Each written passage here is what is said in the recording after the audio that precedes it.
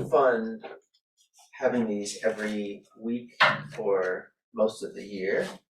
I'm a little sad that they're stopping, but I know they have to stop at some point. Does anyone have any feedback about these events that you'd like to share? Any criticisms, constructive criticism? Yeah, be sure to get Choral Evensong back next season. Right, yeah. Absolutely. That's an extraordinary experience. Yeah. The music is fabulous, and I've met people that I didn't know. That's been great, and the food has been delicious. Didn't have to cook a meal. So I have nothing but high praise, and bring it back next year. Yes, yes. Well, I feel like whenever I ask this, the people who come to these, they're like, well, of course, this is great, that's why we're here. But it's the People that don't people come. that don't come, why aren't you coming? But what are you gonna do? Well, the younger Stop. couples, were, See, how are it's you? a school night, Good. and, I mean, Yeah, it is hard. Yeah. In fact, we did, so this is the second year we've been doing these. The first year, my family was coming every week pretty much. And then this year, I think I told you like last week or the week before, Julia had a scheduling thing with fencing, so she had like two right in a row. So she could get there, but it was like very difficult, and Right. so, we were kind of laughing that, it's just the way it is. I go to I Zoom. I never come in for the group that Mother Marcella leads, because I know I'm gonna be coming here this, in the evening. Yeah. And so it's, I was talking to the people I was having dinner with, if you could say something positive about Ian and the pandemic, the things that people have done or invented. I mean, being able to Zoom means you're not divorced from your Christian community. It makes it, wonderful. Right. We all had to face the internet, didn't we? Yeah, that's exactly right. It's not just, a lot of that technology had been around, Right. but it's just we weren't forced to use We it. were forced to face the And so all of a internet. sudden it was like, Exactly. you better get on, Yeah, So, yeah, it's true. yeah. We had to get our grandchildren to do it. I know.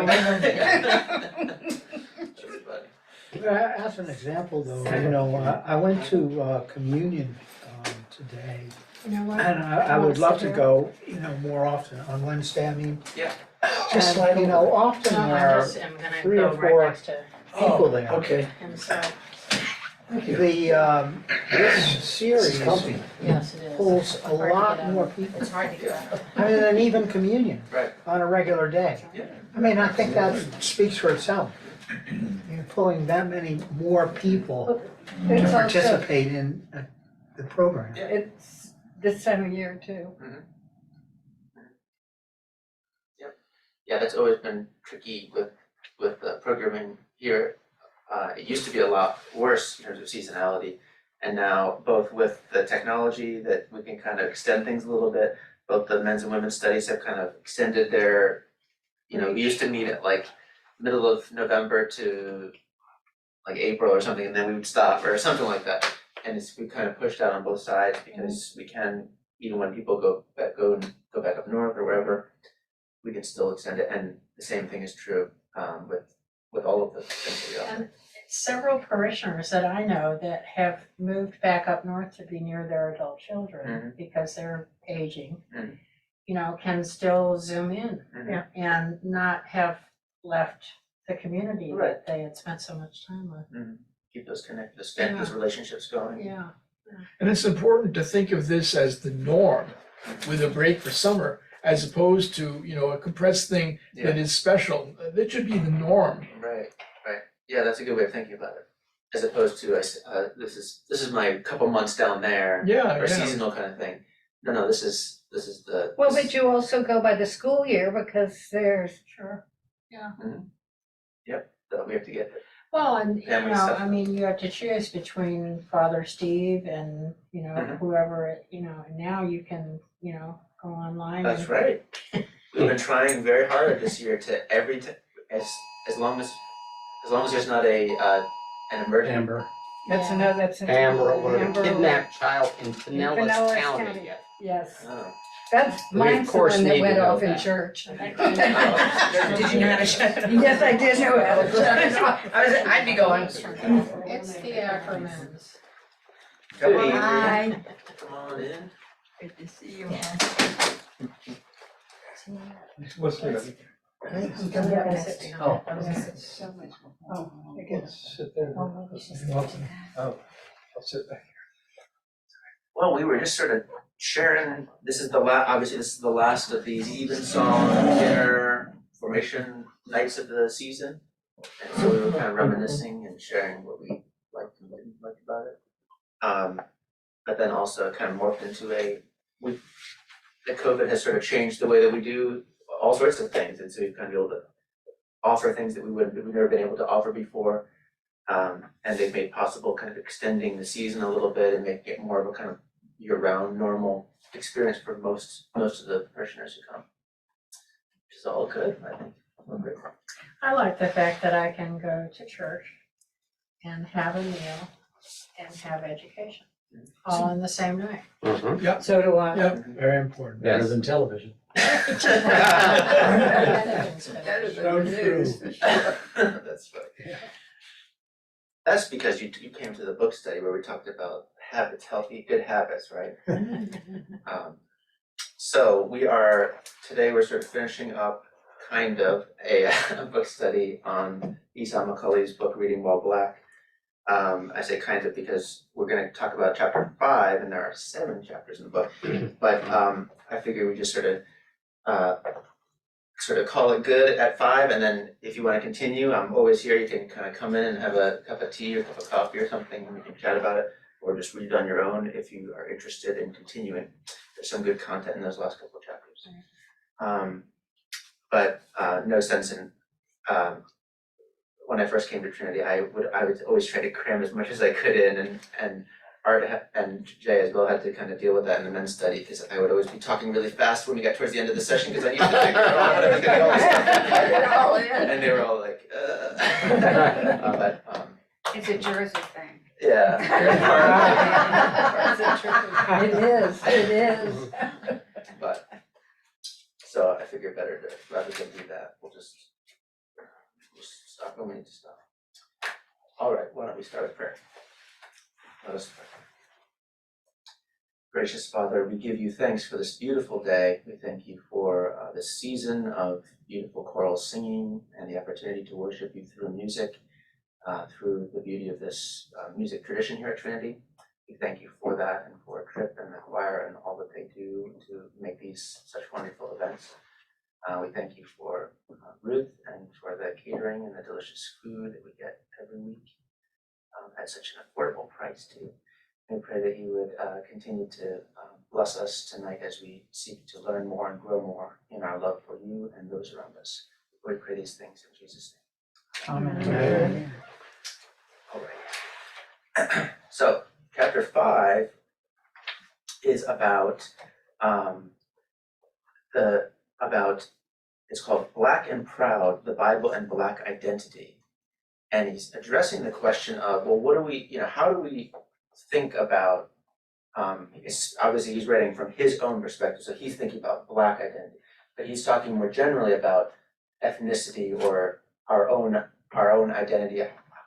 Is that something that's kind of neutral? Is it something that we should kind of think negatively about? Is it something we should think positively about? How should we include these different identities that we all carry as Christians and into thinking about Christianity? So he asks at the start of this chapter, are Blacks part of the Christian story? He doesn't say it in exactly those words, but that's basically the question he's asking. Are Blacks part of the Christian story? And as with the rest of the book, he's asking a very specific question that's very personal to him, but he's asking it, but we can sort of elaborate into other ethnicities, other backgrounds, So it's not just limited to this question, but he's asking it from his perspective, are blacks part of the Christian story? And he gives a historical answer to that question, and then he gives a sort of biblical answer to that question. The historical question, yeah, I liked on page 100, if you have your books here, the second paragraph. Mhm. Because it says, it talks about the Abrahamic blessing being relevant to Black identity because it shows that God's vision for his people was never limited to one ethnic group, culture, or nation. Mhm. And that made this Mhm. whole thing Yeah. worthwhile. yeah, thank you. So, so part of what he's gonna say is, he's just gonna ask, as a historian would, you know, basically like, who were the, where did Christianity start? What were the peoples that were sort of involved in the start of Christianity? By which he means the Judeo-Christian tradition. And but then he's going to say, well, then now let's look at the biblical story and the story that's told, and what can we learn from that story about different ethnicities and our relationship, and how we should treat, or how we should respond to different ethnic identities. So the historical question, I'll just start talking again, and then if you want to, if there's anything that you want to share from particular portions, just jump in. The historical perspective, he's responding to a kind of question or critique that people sometimes have, which is Christianity is a white European religion, right? And if you say that to a historian, they kind of look at you like you have two heads, because it started in the Middle East, and it started in the Middle East, and it spread to Africa, Asia, and Europe, but the center of it was in the Middle East. So almost no part of it at the beginning was White Anglo-Saxon. Right. European, and Right. only a small part of it, and that part was not really like white in that sense. So the historical answer is basically, it's just a couple pages, and he just says, of course not. Christianity is not a white European religion. We think about it from a historical retrospective. We look, and most of our traditions are predominantly white, and so we look back and we say, well, this must be, or that you get this in your. But if you actually think about its origins, where it started, and then he starts going through some of the big centers of Christianity, Antioch, Alexandria, right? These are not Western European centers. Some of the greatest thinkers of the early church, Augustine of Hippo, that's in North Africa, Cyprian, that's in Northern Africa as well, Tertullian, Northern Africa. So some of like the big lights of the early patristic period are all from what we would call non-white areas. And again, I said, he also points out how a related critique is that Christianity was basically like a sort of Marxist critique. It was just an opiate for the people. You're in a bad situation, but just God has something better for you planned in the next life. So just sort of stay where don't cause a fuss, whatever. And you could see how that might make sense in some contexts. But what he says is, in the early church, that wasn't present at all. Christianity is spread to Nubia, it spread to Ethiopia, in the context of this is just like it spread anywhere else. This is good news. And people were accepting it as the message that anyone else would accept. The premise that he's investigating is very comparable to what you see, at the Toronto Film Festival. I see it when they show movie screen and they show a little girl or a little girl of color or a little girl, whatever, and looking at the screen and so, why is there nobody that looks like me up there? Because the conclusion you take from that is I don't count. Because this is what the real world is. The movies is what really counts. And if I'm not represented there, then obviously I don't count. Right. And he's taking, we're Christians, it's the Bible, Right. and here's the big picture. Right. Why don't I see anybody that looks like me? And you're saying, the picture is false. Right. Because the that's real what the picture bishop said has on all kinds of Sunday. people that would be identified. And just because of this essentially bad selling job that it's been presented, like a propaganda that's just really not true at all. Yeah, exactly. So that historical section is just kind of correcting a misunderstanding, Yeah, basically, yeah. right?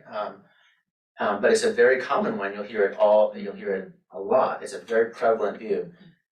So it needs to be just said, from a historical perspective, it's just not true. There have been a lot of Christian voices who have come out lately and have been kind of bold enough to just sort of say it like that. That's just not the case.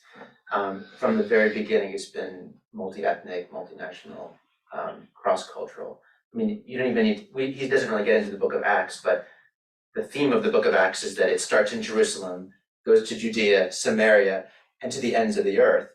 And you see the gospel crossing boundaries in all different areas, crossing boundaries that Jews that they didn't want crossed and all sorts of different things. And so it's built into the fabric of even the way that the church tells the story of the beginning of the church in the book of Acts. So the Bible really should have a warning label that says contains no white people. Weren't they white though? I mean, they were white. No, The they Israelis weren't. weren't That's they right. white? The Greeks, weren't they white? Well, I mean, Yes. it depends. I mean, They weren't- labels they weren't, are not all that helpful, but not weren't what European. we think of as white. Yeah, white European, Yeah, right? yeah. There had been very, very little of that. Yeah, except- right. Except after, when it gets kind of out to the west. Okay. No, I get you. So it does take some readjustment. And now one of the neat things that something like art can do, and for those of you who were here for Catherine Morgan, she always has these wonderful art classes in Advent season.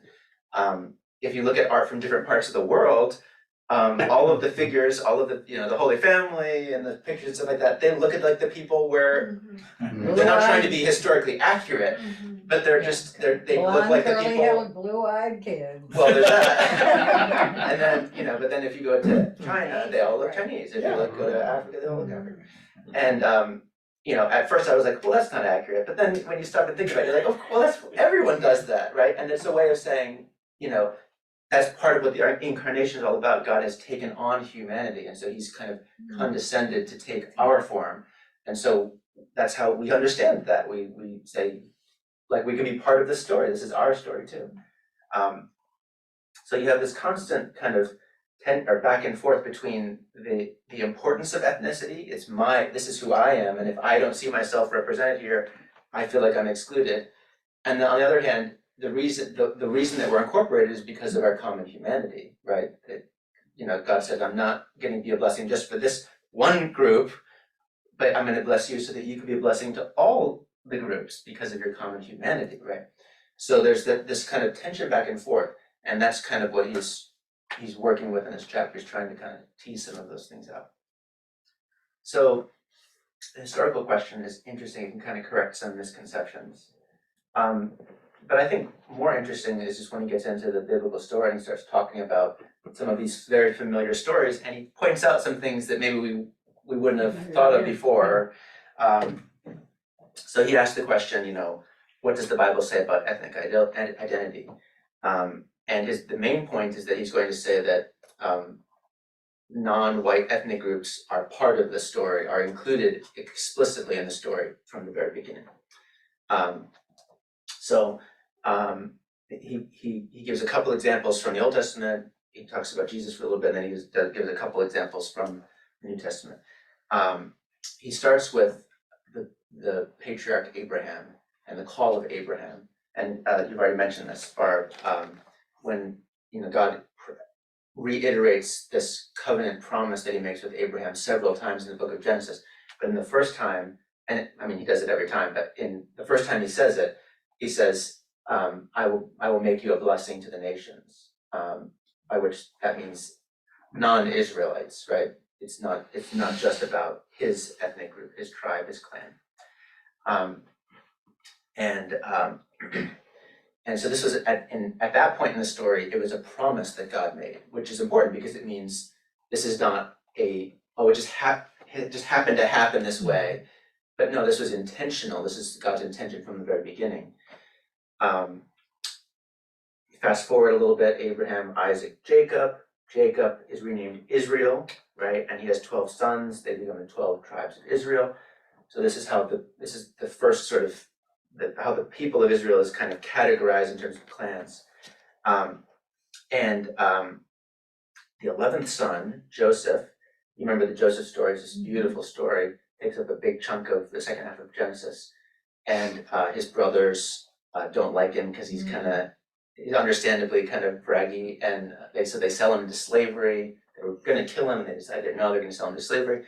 So they get some money for him, and they tell their father he's dead, and he goes to Egypt, and ultimately he ends up in prison, and then he's rescued. He comes out of prison. There's a long, obviously it's a complicated story. So he comes out of prison, and Pharaoh, he's to interpret Pharaoh's dreams. He impresses Pharaoh, and he says there's going to be this big famine, and so we have 7 years of plenty, 7 years of famine. And Pharaoh says, well, since you know everything, you should be in charge of everything. So he makes him second in command, basically. And at that point, he gives Joseph an Egyptian wife, Asenath. And Asenath and Joseph have 2 boys, Ephraim and Manasseh. So how many of you have read that story and thought, oh, so they're half Egyptian, half Jewish? Probably none of us, right? But that's exactly how he reads the story. He's saying, this is a mixed couple, a multi-ethnic couple. And these 2 boys would have looked probably like they were a mixed couple, right? Like they were the children of a mixed couple. Fast forward a little bit, there's the whole reconciliation with Joseph's brothers, and then when Pharaoh finds out, he says, "Well, tell your dad to come. We'll give him a great whatever he wants, whatever land they want here in Egypt, it can be his." So they call Jacob back, and Jacob comes and gets to meet Pharaoh, and his family gets to settle in the land of Goshen. And as Jacob he's very old, nearing the end of his life, he gives a blessing to Joseph's 2 sons.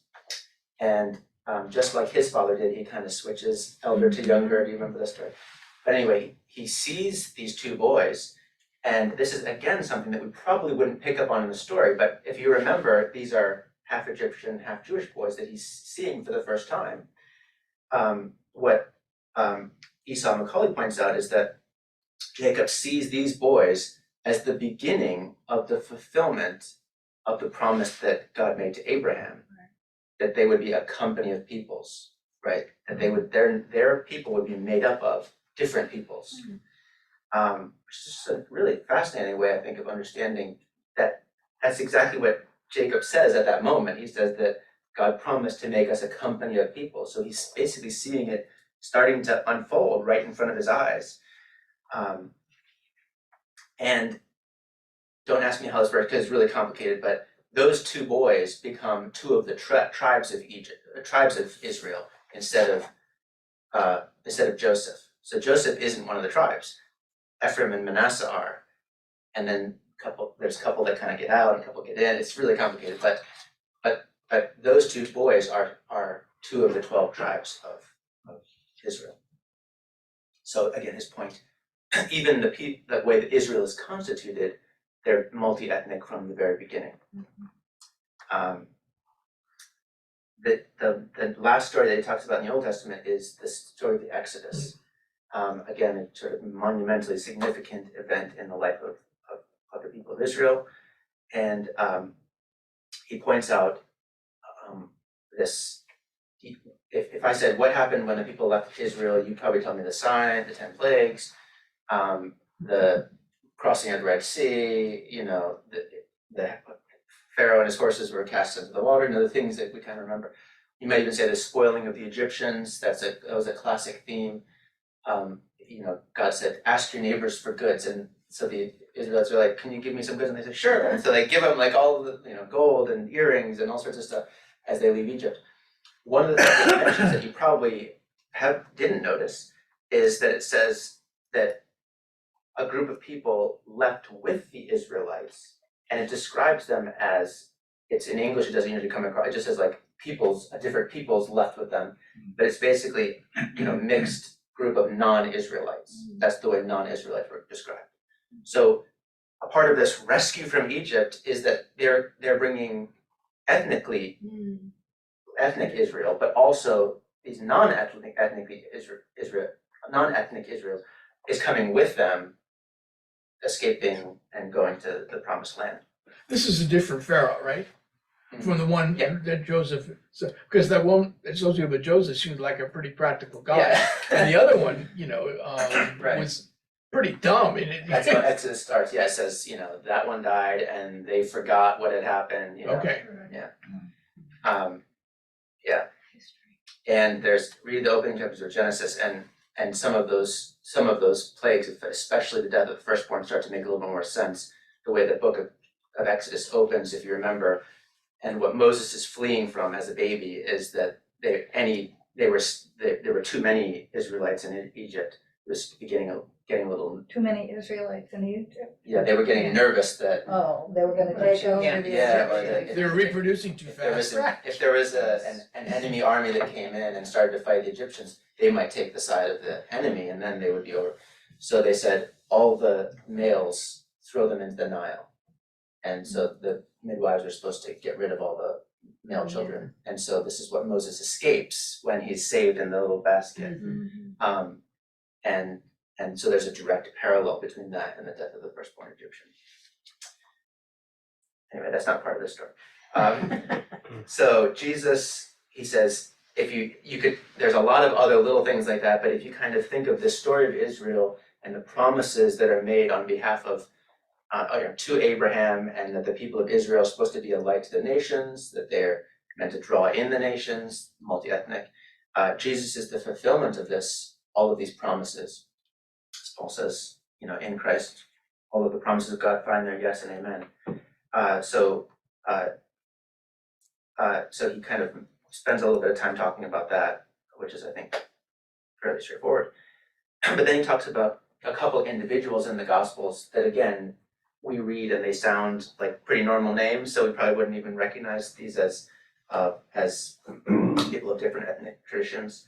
But you remember, we're just about to go into Holy Week, and one of the things that we'll remember is when Jesus is sentenced to crucifixion, he's to carry his cross to Golgotha, and tradition says he falls down, and someone else, Mark's Gospel says it was Simon of Cyrene. They say, you carry the cross for him. And in Mark's Gospel, it says that Simon of Cyrene carried the cross. Simon, the father of Alexander and Rufus. And most people read that and they're like, who are Alexander and Rufus, right?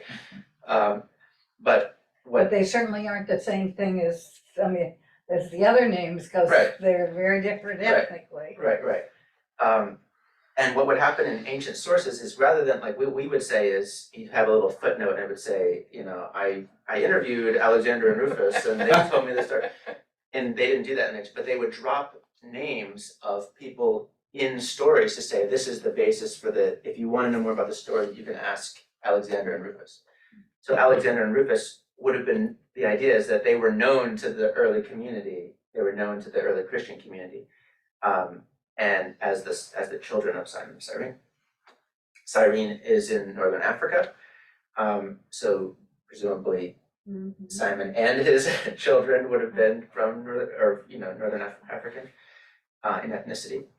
And again, this is the fact that the point that he makes is the fact that they are referenced as the sources would suggest that they accepted the gospel message and became part of the Christian community. So again, part of this early Christian community would have been this Northern African family.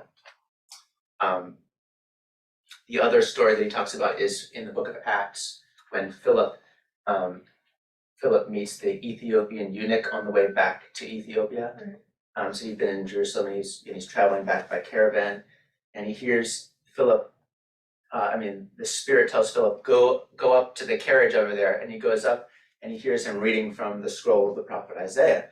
And so he's reading the suffering servant passage in Isaiah, which is this, beautiful. We read it, around this time of year, because it's just a remarkable description of this servant that God has foretold was going to come and suffer for the salvation of his people.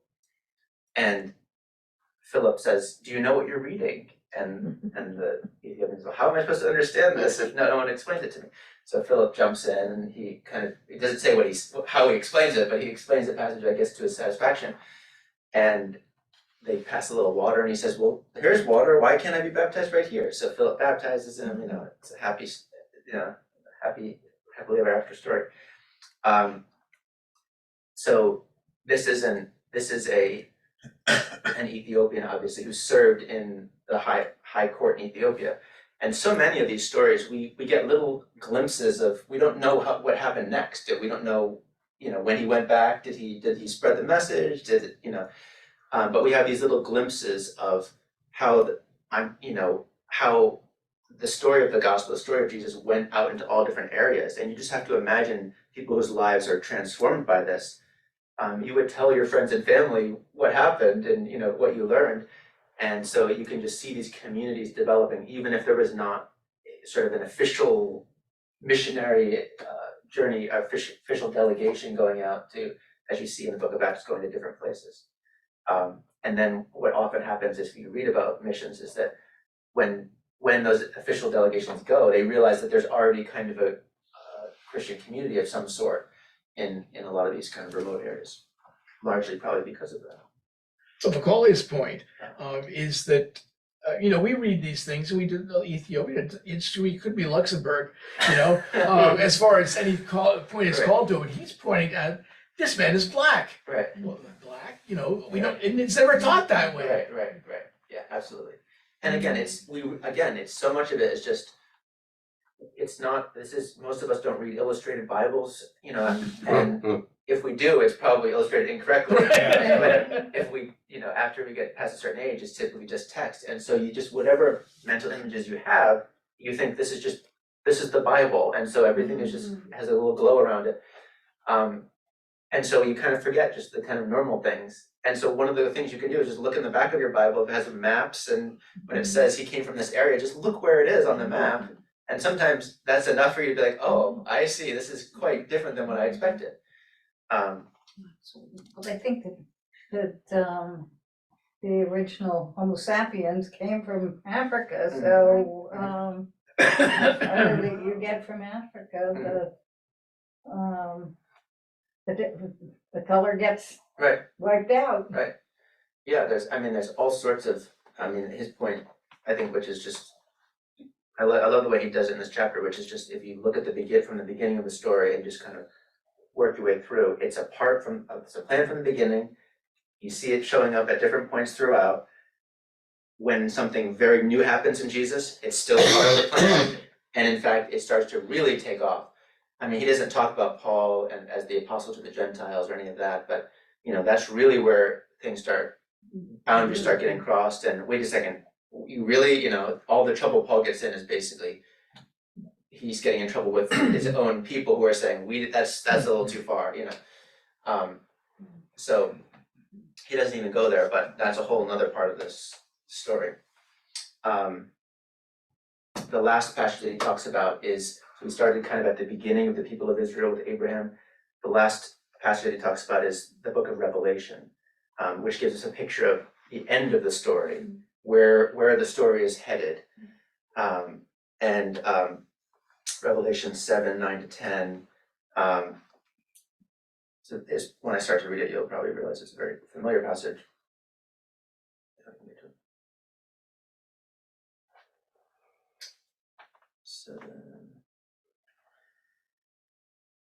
7:9-10. After this, I looked and I saw a vast. So this is what's happening in God's realm. After this, I looked and saw a vast throng which no one could count, from every nation, of all tribes, peoples, and languages, standing in front of the throne and before the Lamb. They were robed in white and had palms in their hands. Why did they have palms in their hands? We're going to do that this Sunday. And they shouted together, "Victory to our God who sits on the throne and to the Lamb." And then, anyway, it's the worship of around in the heavenly throne room, around the throne of God. And that emphasis, and that's one of, I think, 3 times it shows up in the book of Revelation, where it's a vast multitude, which no one could number, from every nation, every tribe and language and tongue. emphasizing again, it's been a plan from the very beginning. We've been seeing how this has been developing, how the plan has been unfolding. It's been taking kind of slow for a while and then leaps and bounds. And ultimately, where it's going to end, God promises, is this multitude which no one can number, this multi-ethnic multitude. And after he's done this sort of survey of all of these things, he said, well, son, this is my 5-minute warning. What are we supposed to say about ethnicity? Is it a bad thing? Is it neutral? Or is it a good thing? So, what would you say, given that story that you just told? Is it a bad thing, something that we should kind of try to downplay or suppress in some way? Is it neutral, doesn't really matter one way or the other? Or is it a positive thing? Well, it is what it is, Mhm. so you best deal with it. Yep. And probably some intention of making it all-encompassing and all-inclusive kind of thing. Yeah.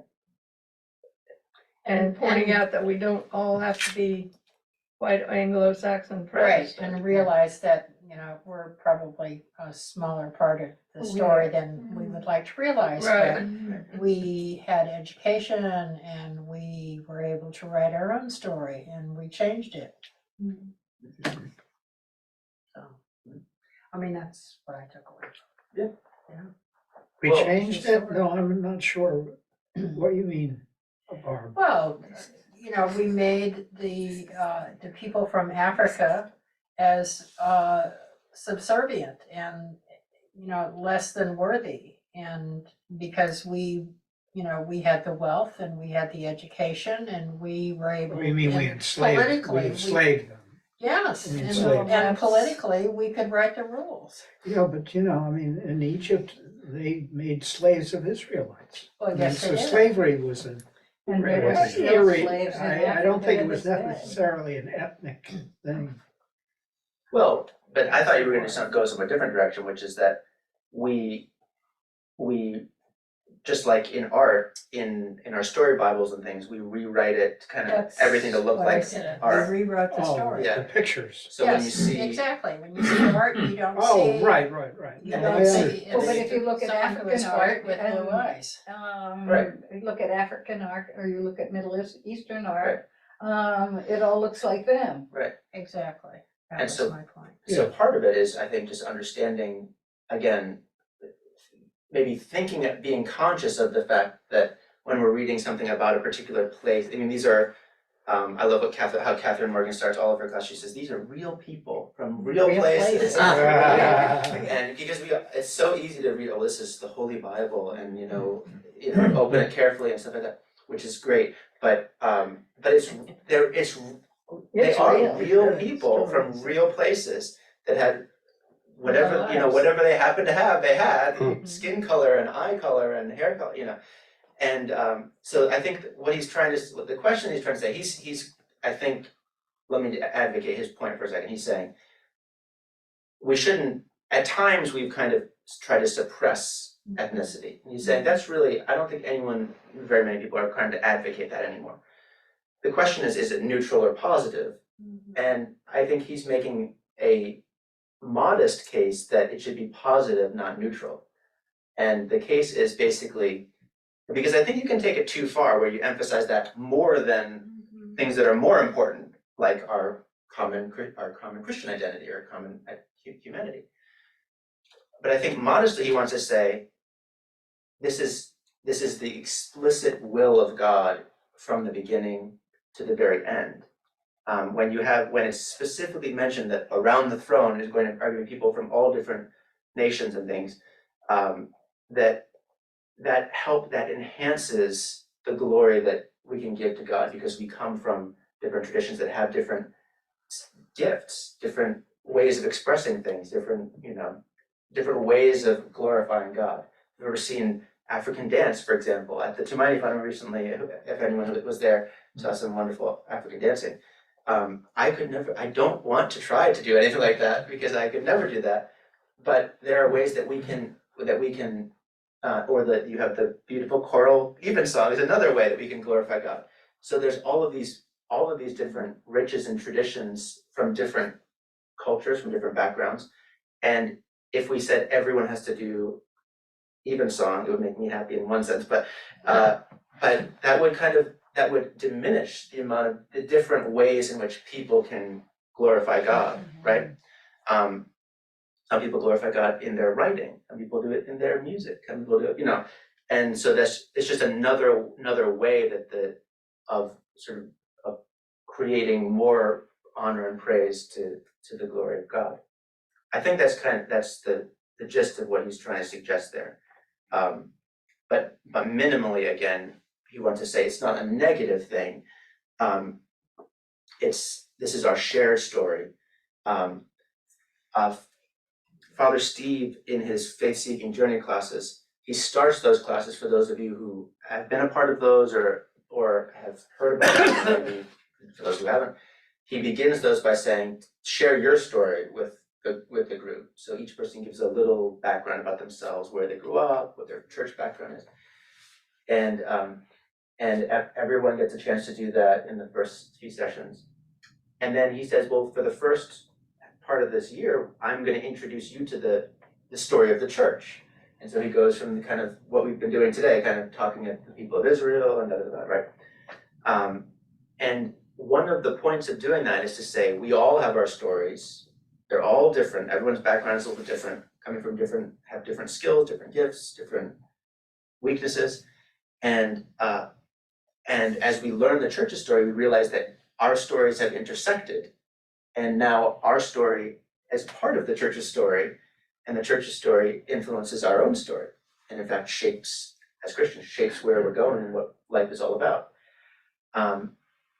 And so I think what Esau McCulley has, at least for me, has been able to do is to say, he's telling a little about his own story, his own background, which gives me a glimpse into a tradition that's very different than mine.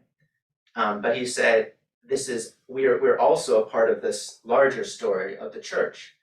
And now not only is he and the Black church tradition a part of that story, but now we're all a part of the same story together, right? And I think that's the vision, is that sometimes we say, well, of course, church is just this group of people who, either look like me or do everything the same way or follow the Book of Common Prayer, which is very orderly and nice. But the vision in the Bible itself and in the vision of of God's promise from the very beginning is much more expansive. And so as different people, individuals, different cultures kind of filter into this story, Everything old is new. it expands, and now we're all, it enriches. It's like a family that gets a new someone marries in or something, and all of a sudden the family traditions get bigger. It gets more big, ideally bigger and more beautiful, right? Because of that. And so that's the picture, and hopefully that's what we can take from, at least one of the things we can take from this book. And he is trying to fit his church and his experience into the rest of the world and have the rest of the world understand it. Yeah. Understand it. Yeah. Any last questions, comments? All right, thank you very much. Thank you. Thank you. Very interesting. Have a wonderful evening. I'll miss these events. Yeah, I will too. We all, yeah. I wish you could.